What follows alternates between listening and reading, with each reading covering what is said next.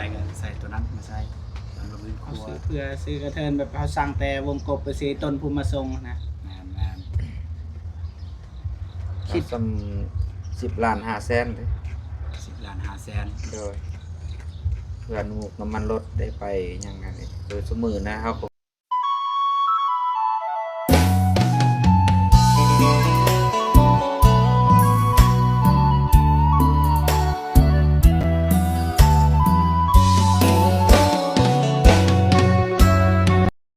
พี่น้อง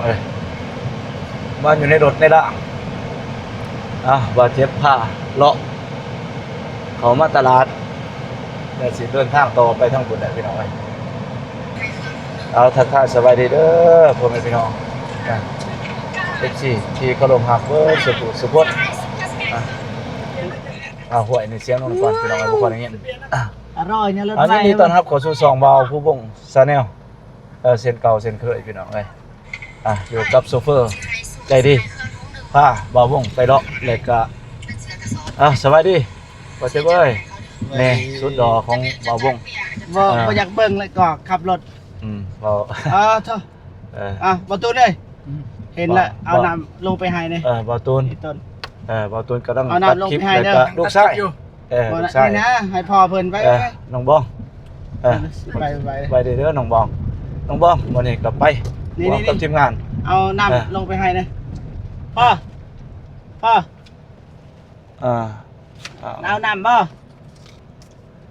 บ้านนี้ นี่ เงินด้วย นี่นะประตูเอาเงินอีกอยากได้เงินอีก บ่อยากได้น้ำบ่ บ่อยากได้น้ำมานี่น้ำมานี่บ่มีจะสิเอาน้ำหรือบ่ก็ถามเอานี่น้ำกับเงินเอานำกันเลยใจเด้อยัง วันนี้ถือว่ามาพอ ขอบใจเด้อ คือมากลุ่มกระปืออีกเบอร์8นี่โอ้ยน้องตื่นตัวนะน้องคนเฮาสัญญาณก็เถิดเนี่ยบ่เจ็บเบิ่ก็อยู่ในภายในเมืองเฮาก็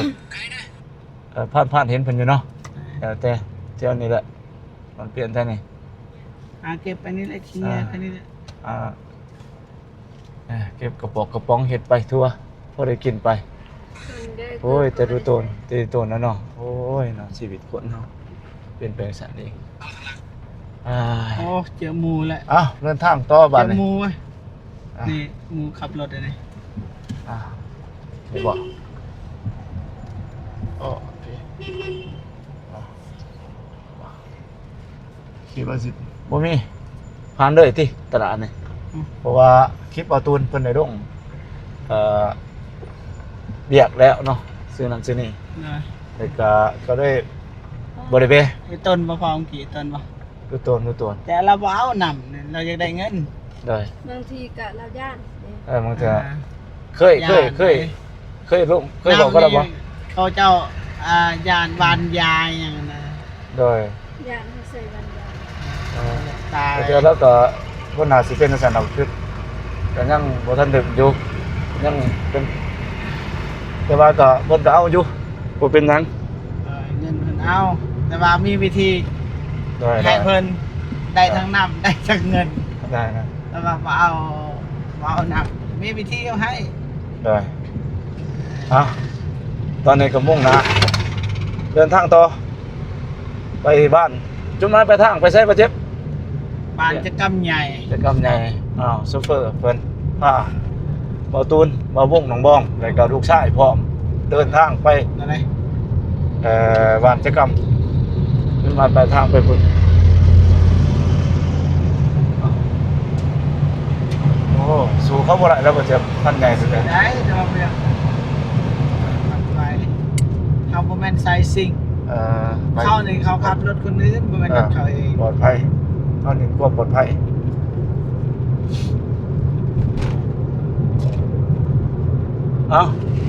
สบายดีบ่ตูน สบายดีเด้อ โอ้ยสบายดีบ่ตูน มื้อนี้พิเศษให้ ด้วย ได้ลูกชายมาน ใช่ ำด้วย ด้วย ชื่อ ซื้อปลุก สิบุญ สมบูรณ์ สิบุญบุญ สมชิยานแต่เนาะ สิบุญ โอ้ย ห พ น้า ยอ ตาม คล้ายๆคืออยู่นี่ เอาก็ว่าซื้อบุญ เอ้ามันโยงมาจากซื้อพ่อซื้อแม่นี่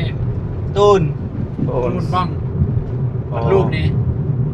บุญบุญ คันผู้ชายนี่มันบุญ โดย เฮ้ยมันซื้อต้องนะซื้อต้องซื้อ ต้ ต้ อ อง งโอ้ เป็นผู้หญิงซื้อบุญผู้ชายซื้อ น้ ต้ อ อง ง ฮอนนี่ได้แม่มัน ด้วยโอ้ยเนาะมันก็ไปก็ถือว่าก็รุ่นเด้บ่ได้มาร่วมงานกับบ่าวตูนนี่ก็บ่เจ็บวันนี้ก็ถือว่าโอกาสดีเนาะบ่เจ็บก็นำหน้าพาทางทั้งบ่าวตูนนี่ก็บ่าวบ้องน้องบ้องพิเศษน้องบ้องก็ เยอะ นะวันนึงนี่คิดว่านอนนั่นเลยน้องบ้องก็ยังไปเรื่อยๆพี่น้องเอ้ยเอ้าน้องบ้องอย่าเว้าเรื่องน้องบ้องเพิ่นเอ้ยน้องคือเป็นนั่นน่ะเนาะบ่ถนัดเว้ย ก็คือเป็นอย่างนั้นเนาะ คือว่าคือสิรุดมื้อนี่รถก็นิ่มนี่อยู่พี่น้องเอ้ยว่าเจ็บครับนั่นนี่ก็ค่อนข้างเสียนเติบแหละพี่น้องเอ้ยบาดนี้เอ้า สำนีแล้วสำนีแต่ยังคันสำนาน ไหลอยู่มันเราขึ้นดักจึงไหลอยู่ดอกซั่นนะเอ้าให้น้องบ้องเป็นครั้งที่เท่าใดได้น้องบ้องที่ว่าได้ไปร่วมงานที่ว่านอกสถานที่นะ อะไรบอกมา ให้น้องบ้อง เดี๋ยวได้จักครั้งเราจะขี่รถบ่เจ็บ เดี๋ยวได้บอกมาบอกได้บ่ 4-5 ครั้งแล้ว ด้วยได้ไปรวมน้ำบ่เจ็บบ่ผ่า โดย ด้วยสิหาเทื่อได้เพิ่นว่าบ่เจ็บตอบบ่สิหาเทื่อหรือว่าน้องบ้องตอบสิหาเทื่อนี่ น้องเอก ด้วยก็ เป็นจังได๋ที่ได้รู้สึกแนวไหนน้องบ้องที่ว่าได้ไปช่วยงานช่วยเวียกช่วยงานทั้งนอกเลยเอ้า บอกได้บ่ บอกได้ปะ ได้ โอ้ย ก็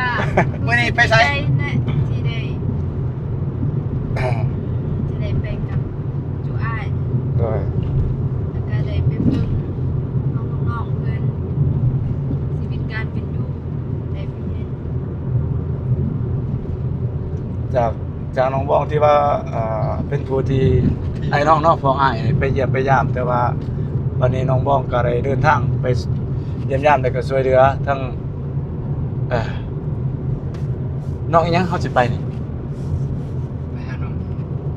ไม่น้องสุรัตน์ น้องใหม่3 คน แล้วก็ยังอีกคำถามหนึ่งถามน้องบอยว่าซื้อเชียงใดที่มันนี่พาลูกชายมานำ ถึงว่าสิบ่แม่นลูกของเฮาแท้ก็สิดีใจ ดีใจว่า อนาคตข้างหน้าแบบนี้แหละ โอ้จ้า ตลอด ซ้อมใหม่ แต่ทายซ้อมกันซ้อม ซ้อมได้นี่ ซ้อมกันนะมะซ้อมกันดูเขาได้สมความดูเขา โทษกัน แต่ เนี่ย พอเอาด้วยขี้ดื้อแบบนี้นะ โทษผู้สุดเลยนะในอ้ายน้องนี่เพิ่นนี่ผู้สุดอ่ะ แม่นบ่ อันนี้ผู้กกว่า ผู้กบแม่น เพิ่นฮู้ว่าสิขี้ดื้อแบบใดสิสอบพ่อ ที่จริง แม่ ก็บ่ถูกย่อซื้อแต่ที่จริงน้องคนบ่ได้ขี้ดื้อหลายดอก เป็นคนขี้อาย แม่นไม่แต่อันนั้นพ่อนะพ่อไปใส่ก็ไป ติดพอ โทรศัพท์พ่อก็บ่ได้ลิ้น แต่ว่าพ่อเพิ่นก็อยากจะพาลูกไปเพื่อศึกษาอบรมจิตใต้สำนึกในการช่วยเหลือประมาณนั้น โดยว่าตุนก็เว้าคักเถอะว่ะจนเลย นับแต่ความงานมาในมื้อนี้เนาะ คักแฮ คั ง กสุดเลย มันก็น้องอยากไปน้ำพอหั่นแหละหลักๆอยากไปก็ไปเห็นหันเห็นนี่ก็ติดหั่นแหละเอาง่ายๆก็คือติดพอน่ะเป็นผู้ติดพอไปใช่ก็ไปน้ำพอถ้ามองให้ไปก็งอแงหั่นแหละตามภาษาเด็กน้อยฮอดไสละบ้านโอเซโดนพี่น้องเอ้ยโอเซโดนคุมน้องเดานี่บ่าววงเองก็ลง น้องยังก็อาย น้องเดา น้องเดา แม่น้องเดา น้องเราเดาบ่ เรา เดา เรา เดา น้องลิง น้องลิง บ่ถือเด้ เดี๋ยวบ่เป็นดอเด็กน้องเดา อ๋อ น้องเดา น้องเดาบ่น้องเดา น้องเรา เดา โอ้ย ตัวล้อเป็นตัวล้อเป็นตัวล้อ แล้วทั้งแต่บ่ถือพี่น้อง เฮ้ยบ่มีเบรกเลย อ่า บ่มีเบรกนะ มาดูดีเลย มี เป็นคน อย่าได้ เอาเจ็บเฮ็ดดินบ่ได้ โด เด้ น อ สิโตนจ้ะ โดนกับปากกาโดนเลยลูกเมีย นี่แฮงเขาแฮงเขตนี้มันอันตรายเด้โค้ง เวียน คอยแล้วก็โค้ง พักเจาะสุดหัวใจแค่ดินไรนี่แพ้นี่มัน นี่ตัวนี้ยังสิไกลเขาใหญ่กว่าเฮารถบัสไปแล้วว่านี่เอ้ย เจ็บระบายไม่แดงเจ็บ อ่ะ บริเปิดนี่ บ่ได้เปิดไหมบ่ บ่ไม่บ่เคยหมดนะไม่บ่เจ็บ โอ้ตายเลยกันสั่น เฮาบ่เคยใส่ที่เฮาใส่อยู่แต่ว่าเฮาบ่ได้สังเกตเอา อ่า โอ้ยไม่ ก็ บ่ได้ หันหน้าหันตามาทางนี้พี่น้องเนาะโตนี่มันผู้ใดโตนี่ ฮักเธอ ของผู้ใด เอาบ้านน้อง บ่น้องบ่ บ่าวนงนี่เปิดเก็บโตแม่น บ่ได้ของบ่ฝนเด้ บ่ฝนนั่นได้ ของบ่ฝนคือในนี้ของฝนเนาะไปเนาะ บ่ตูน ของบ่ตูนบ่มาพี่น้องเอ้ยเปิดภาพมาก็อยู่นี่คือเก่าพี่น้องเอ้ย เอกลักษณ์ของไฟมัน เบาเจ็บด้วยนะได้เบาเจ็บ โอเค มัน โอ ใส่ เคเป็นไปแล้วเนาะของเบาวงเด้ บ่วงก็เอ้ยประมาณนี้แหละเพราะว่า น้องวองเนี่ยนะน้องวองเปิดเก็บ เอา คำเริ่มต้น เอา เอา อ้าว เอา เอาเลย เอาเปิดภาพมาเป็นน้องวองบทตูนก็นั่นไหนเลยไปจือแล้วเมื่อกี้นี่มาเป็นน้องไงเปิดภาพมานั่นนัดเอาบทตูน แต่ว่า กับบาเจ็บก็โอเคพอไปน้องเนาะเมื่อนี้เบาเจ็บก็มาเปิดคลิปอยู่ที่บ้านน้องทวีพี่น้องเนาะมาเยี่ยมมายามน้องทวีกับน้องทวงสมมุติว่าของเบาวงของเบานงโตพี่น้องเนาะ เราโกบัดโท ของบาโกเนี่ย เพราะว่าลืมบอกถึงบอก ของบาโกเนี่ยบาโตพี่น้องเนาะ เสียงบอกโกก็เป็นจังได๋เสียงบอกโกคอมเมนต์ เสียงบาโก เท่ดีเลยเนาะ นั่นนี่เสียงบาโก เอกลักษณ์ดีเลย บาโตพี่น้องเนาะก็มาเปิดภาพอยู่ที่ๆเนาะอ๋อ คือบ่ได้ไปบ่ได้ร่วมงานกันโดน รู้สึกว่าหนาวแห้งเนาะพี่น้อง ในทีมงานสายบุญดาวไตเฮาก็บ่ได้ร่วมโตกันแบบปานใดเนาะส่วนนี้เนาะให้ก็เอ้าเว้าบ่ให้ สิเว้าในเสียงสำเนียงแล้วก็เสียงเว้าในคลิปที่บ่ตูนรู้สึกว่าม่วนนี่เลยได้ที่มันลาวใต้เบาโกได้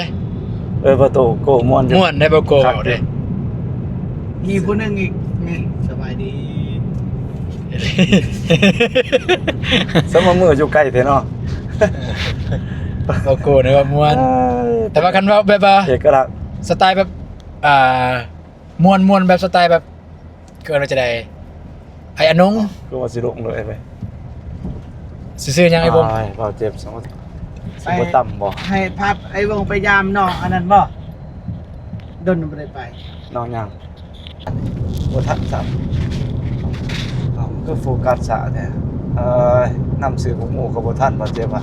เดมีใช่รถเข้าไป มาหอดบ้านกระปื้อเมืองทาแตงแข็งใส่กล่องพี่แหละพี่น้อง มีใช่ไหม น้ำมันมีบ่นี่ไหน มี มีว่าน้ำมัน ปั๊มจบเจือบ่นี่ โอ้อยู่ในมีน้ำมันอยู่ในเนาะ น่าจะมี มีเขาว่ามีแต่ว่ามันก็ส่วน นี่รถเขามาแล้วบ่พุ่น คอยฮู้เบิดนะคอยเบิ่งแกงการ พุ่น แล้วก็ปตทอยู่ มีอันนั้นมีคนใส่กระตุกกระติกนั่นโอ้ ย้อนใส่กระตุกเลยน้ำมันจึงแพงขึ้น มีอยู่ปตทอยู่ดุประตูหนุ่มก็อยู่แขวง อยู่แขวงปตท มีคือกัน มีเสียงก่อน น้ำมันพออยู่แต่ว่า มื้อนี้บ่ น้ำมันได้สั่งบ่มีแม่นนี่ โอ้มีแต่กระสวน เบิ่งเบิดแจง มี กา ตั้ง ร แต่เอาหัว ดีเซลเนาะเบนซินบ่มีพี่น้องเอ้ย ฮะ ดีเซลเด้ ดีเซล กระสวนดีเซลเล็กบินซิน เอาเดินทางมาหอดบ้านกำกอก บ้านไอ้แดง บ้าน บ้านสร้างแดง บ้านสร้างแดงก็เบา เป็นไทยคิว เบาโน่หัวมวนกันไปพี่น้องเอ้ย ไปเว้าเรื่องอันนั้นเนาะว่าเรา ทีมงาน ไปเว้ากันมาจังได๋ โซเลกันไป แล้วก็แวะ แคมทางเคยมาแวะเทื่อนึงกับเบาตูนเนาะเบาตูนเนาะ ยิน แม่นบ่ ว่ายินว่าที่น้องเว้า ได้ มาตอนมาเอาใหม่บ่ตอนนั้น ยินว่าที่น้องเว้า ตอนใดนะบ่เจ็บ ไปให้แดง โอเค ไปถามเรื่องนี่แหละเสียเถื่อน ไปโมเมนต์อยู่นี่บ่โค้งๆไหมโมเมนต์ทางโค้งตอนนี้นะ ผมมีเต้นนี่นะ คือว่ามีกลางโต๊ะกลางเต็นท์ ปูนได้เมื่อวานนี่ มีงานบ่ ตั้งมาหลายบ่อยู่นี่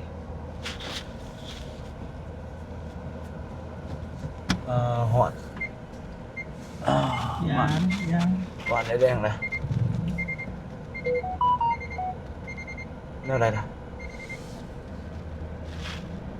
พี่น้องเอ้ยมาแล้วบ้านนี่หอดเพื่อนหอดสร้างหายไงเพื่อนสร้างแดงที่พี่น้องคุณเคยหูจักใส่บริการสายบุญทุกทั่วหน้าเนาะหอด ปาดโตพี่น้องเนาะตอนนี้ก็ฮอดเฮือนเบาแดงแล้วปาดโตปาดโต เว้นทั้งอายเพิ่นสา ปาดปาดโตเอาก่อนสิไปเข้าห้องน้ำ ยามของเพื่อนของสารเพิ่นบ่า เนี่ยบ่เจ็บนี่ไง อยู่บ่เนาะไอ้แดงก็ได้ห่วยใกล้ไอ้แดงโอ้ยผมมาเจ้าสบายดีโดยสบายดี ไปที่บ่เจ็บบ่ตูน โดย บ้อง เด้อน้ำตัวยากว่าซั่นช่วงนี้ แม่น มาแต่ไสเนาะ ต่างไง เอาตั้ง มา ให้เพิ่น แต่เฮือนหมู่ โอ้ได้นี่สบายเนาะบ่เปลืองย่างเอาน้ำมันบ่ต้องน่ะ ใช่ด็อกเตอร์กันโอ้ ขอบใจ ขอบใจขอบใจ บ่เจ็บ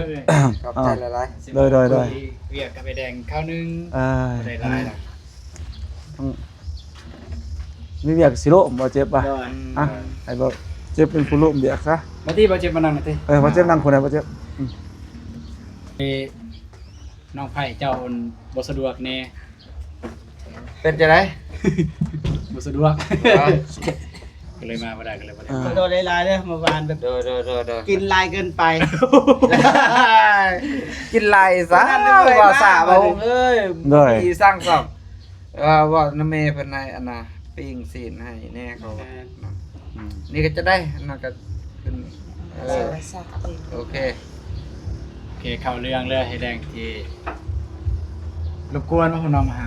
บ่โอ้ยดีใจ ใจย่างมาทานแต่ ก็นะและก็ดีใจแล้วพวกน้องมาก็ย่างมาแล้วบ่ได้ขี่รถเดี๋ยว เป็นหยังคือ เพราะว่าน้ำมันมันบ่มีน้ำมัน มันมีก็ซ้ำบ่มีเนาะ โดย แต่ยังไม่มีเงินเลยอยากเห็นบ่ได้ นั่นแหละอย่างว่าบ่มีความหมายแหละมันตัวเฮาจากได้มันบ่ได้เด้คือเสมอนี่จำเป็นแท้ๆก็แม่นน้ำมันลงให้ลงหน้ากับน้ำมันไปหาพี่หาน้องก็ต้องน้ำมันนั่นแหละเฮาบ่ได้ย่างอ่ะนะมันมีรถแล้วก็เฮาจะขี่รถนั่นแหละแต่ว่ามันบ่มีอันเด้ตัวนั้นมันเฮาสิไปใส่น้ำมันก็บ่ได้มันไปบ่ได้เนาะเฮ็ดจังได๋ เข้าประเด็น เขาเรื่องเลยบ่ เข้า เจ็บ เรื่อง ที่ไอเห็นนั่นแหละไปส่งใหม่มื้อนั้นเพื่อนน้องน้ำบานแต่ว่าเฮานี่กับบ่ตูนกับไอ้วงนี่อยากสร้างให้น้องเพิ่นแต่ว่าเฮาเฮ็ดบ่เป็น โดย ตอบกันนี่นะ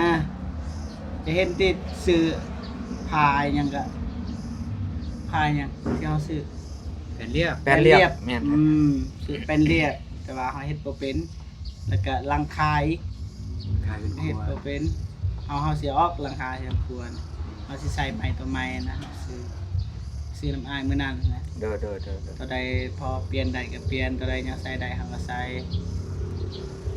ไปอันนี้นะแก้ไขเฮือนซื้อ ซ่อมแซม แล้วนะ ไป ติด ซ่อมแซม ประตู แม่น แล้วก็อันน่ะ แม่น แอมแล้วก็หลังคา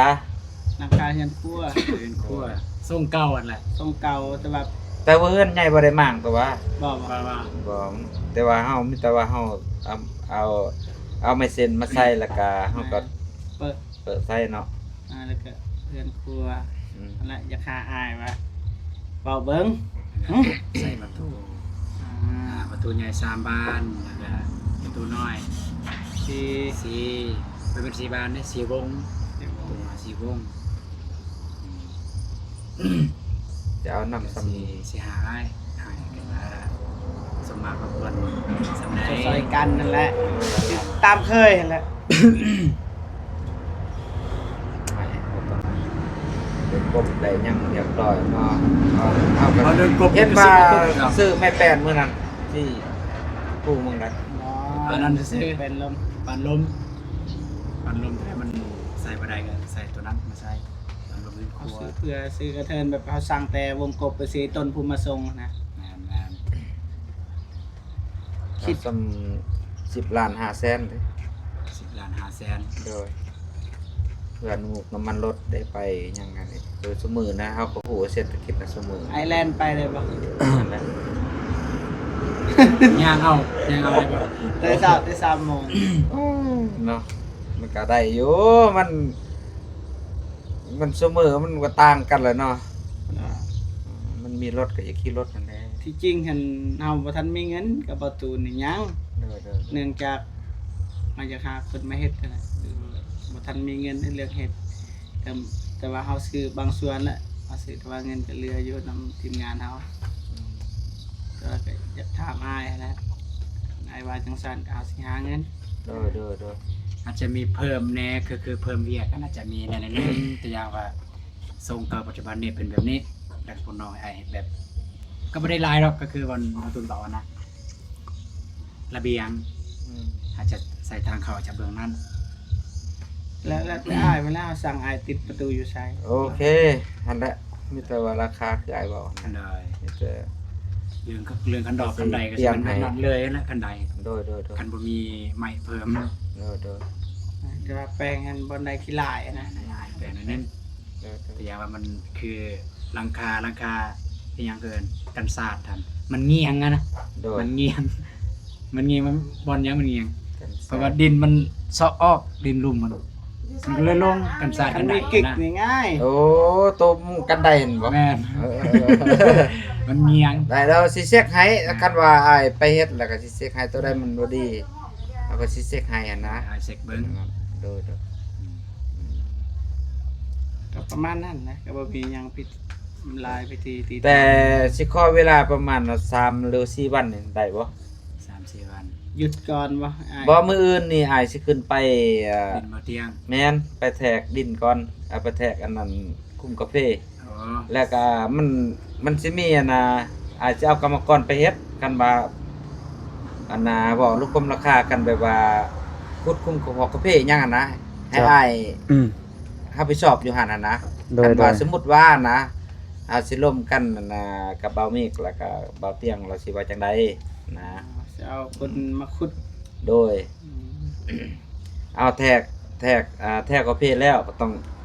เอาปักหลักเรียบร้อยแล้วก็เอาคนมาขุดกันว่านั่นนะเราสิจ้างว่าเท่าไรเดี๋ยวสุดแต่เราแต่ว่ากันว่าเราให้เฮา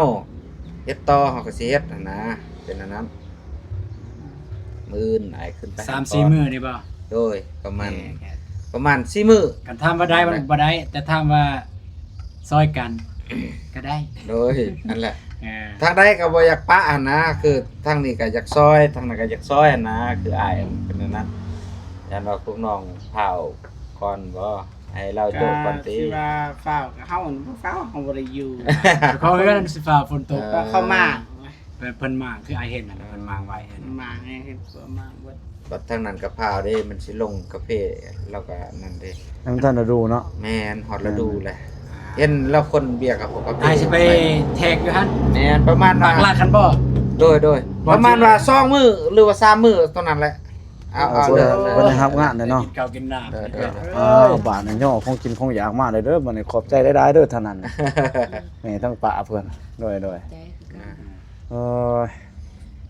อันแรก ก็ แดง มีแต่พิจารณาอันนี้บ่เจ็บก็สิประมาณนั้นแหละเพราะว่าค่าเลยดิติดเบียร์บนนั้นแต่ว่าก็รอ30มื้อบ่ล้นดอกซั่นคิดว่าคือสิโอเคอยู่ เพราะว่า เอาครับ ได้นัด เขาความเห็นจากคนเนี่ยบ่เจ็บว่าจังไดก็บ่เจ็บบ่ ก็ปรึกษาน้ำกันนั่นแหละ ได้ เฮานี่บ่มีปัญหาเพราะว่ามันที่จริงเนี่ยถามว่าเฮาอยากไปว่าทางนั้นครับ ช่วงนี้ก็อยากพักแน่แล้วน้ำมันนั่นแหละไปไกลมันก็บ่มีน้ำมัน ปัญหาหนึงก็คือ อยาก ปัญ อยู่ หา เรือน เนาะปัญหาน้ำมันเนาะ น้ำมันมีเงินก็คือเก่า มันก็หายาก บ่มี พี่น้องเอ้ยก็ต้องเข้าใจว่าใส่แบบประหยัดที่สุดเนาะ ประหยัดที่สุด ส่วนเบียร์เฮาก็อยากให้เดินไปเรื่อย มันจะจังสั้นแหละ โดย แต่ถ้าเป็นจังไดทางเบาเจ็บหรือว่าตูนก็ลมนำผู้ใหญ่เพิ่นเติมแต่เพิ่นว่าโอเคก็สิได้มาบอกอีกครั้งหนึง ถ้าว่าบ่โอ เดิน เค เลย ฮะถ้าว่าบ่โอเคเฮาก็สิบอกเก่า แต่ วน โอเคก็เฮาก็สิบอกอีกแต่มันแต่เราถ้าเพิ่นว่าจังใดหั้นนะก็สิได้บอกอีกครั้งหนึงให้ไปดำเนินเลย โดยแล้วก็สิไปเบิ่งหน้างานนำกันเลยสิไปบอกอ้ายว่าอ้ายอันนี้แบบนี้เด้อนี่แบบนี้เด้อนี่แบบนี้เด้อนี่แบบนี้เด้อ แต่ซาบ่แม่นมื้ออื่นนี่อายขึ้นไปแล้วก็แต่ได้ ๆเอาเนี่ยเอาเลยจริง ซอยเล่าตัวน่ะแทกลักแทกหยังเรียบร้อยนะแต่ว่าขุดแล้วเฮาสิร่วมกันกับเล่าหั่นนะละเอียดแล้วมันก็สิมีกรรมกรอ้ายอันแหละไป ขุดนี่ราคาหนึงบ่นำ โด เพิ่น ยแม่ น่ะกันสั่นก็บ่ได้ไล่มืออ้ายแต่มื้ออื่น มีแต่มื้ออื่น สองมื้อ มื้อแม่น แบบ สอง พุดเมาเลยติ โดย ความหมายว่ารับเมาเลย แต่จังซั่นแหละคันเราให้เฮ็ดน่ะนะสิได้เมาอันนั้น มีแต่ร่วมก็เพิ่นเติมมันได้เนาะแล้วคุมราคาก็มันโอเคก็แม่น แต่ว่าขุดง่ายอะเด้ สภาพไปเบิ่งสภาพดิน บ่ ไป ได้ แท้ ง่าย หินบ่หลายบ่ มองหินเฮาก็ คันหินบ่หลายก็สิง่ายอยู่ เทียบ จะได้ยับไป ดินแถวบ้านเฮาง่าย แบบ6,000ปลายหรือ 7,000นั่นแหละแม่น กำนันเลย 7,000คุ้ม7,000ต้นเนาะ ตาปลายตานั่นแหละ ได้บ่น้ำมัน ก็ได้เห็นไหม เอาทานเบิดก่อนเลย ซอง อ่า ช่องเที่ยว บ่ทันอ้ายมามื้อนึงนี่ยังเนาะเขายังสารวนใส่อยู่ ความกระปือเลย บัดแต่ว่ามื้อนี้เอ็ดสั่งบ่มี ช่องเที่ยวแล้วลูก ปั๊มปตทอยู่แขวงก็บ่มีมีแต่กระสวน ไปซื้อน้ำมันให้พอเด้อเป็น จังซั่นแหละ เปิดเพิ่นก็เลย มีหยังก็แจ้งเติมน้ำล้างโอเคหรือบ่โอเคก็ทีมงานเฮาแจ้งการนะ โดมีหยังก็แจ้งหั่นแหละกันว่านั่นก็ก็สิบ่คล้องกันนะมีแต่ว่าคันว่าไปเฮ็ดประมาณว่าคือไอ้เว้าหั่นแหละมีแต่สิไปล่มเวียกก่อนนำเหล้าก่อนมื้ออื่น แล้วก็สมมุติว่าทางผู้ใหญ่ทางเฮาเพิ่นได้ยินในนี้แล้ว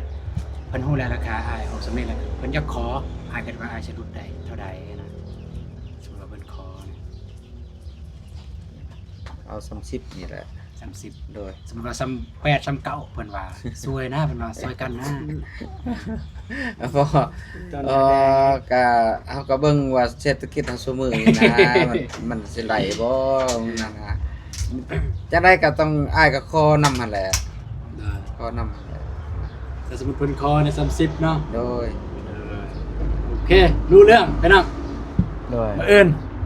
บ่เจ็บให้คำตอบ เด้อ น่าจะได้เนาะมื้ออื่นคำ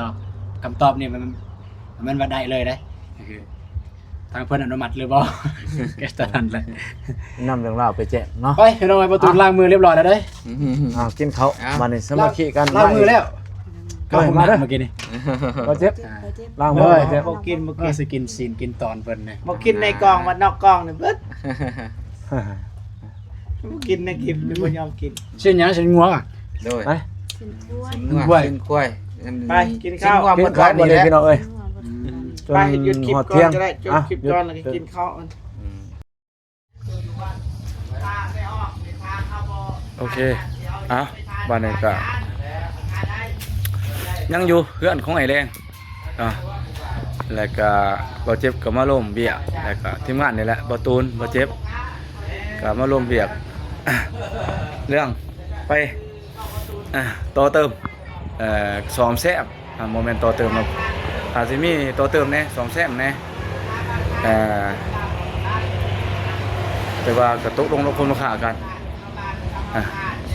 ราคาช่วยเหลือเพิ่นว่าประมาณนั้นพี่น้องเอ้ยก็บ่าวเองก็มีหยังก็สุดท้ายนี่ก็บ่าวเองก็ขอบใจ FC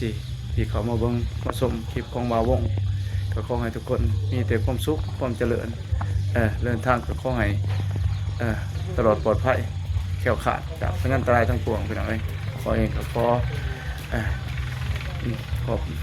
ขอบใจอีกทีนึงเนาะขอเองก็สิได้กราบจบคลิปก่อนพี่น้องเอ้ยขอให้ทุกคนมีแต่ความสุขความเจริญ เงินได้น้องทองได้มาพี่น้องเอ้ยเงินบาทเต็มกระตาเงินดอลลาร์เต็มธนาคารเต็มเพื่อนเต็มซ่านเต็มบ้านเต็มซองลำด้วยกันสุขคนในคลิปนี้ EP นี้ก็ขอจบไปก่อนพบกันนะพบกันใหม่พี่น้องเอ้ยครับบ๊ายบายพี่น้องเอ้ย